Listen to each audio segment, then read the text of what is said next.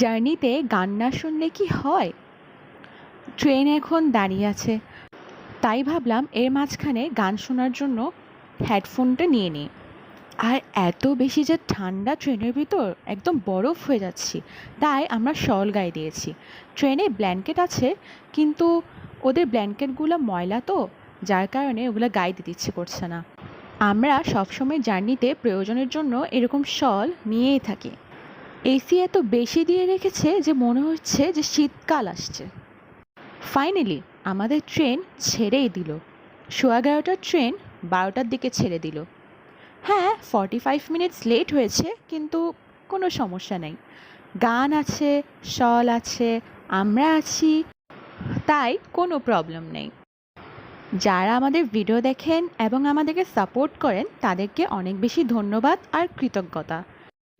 সবাই ভালো থাকবেন, দোয়া করবেন। শুভরাত্রি।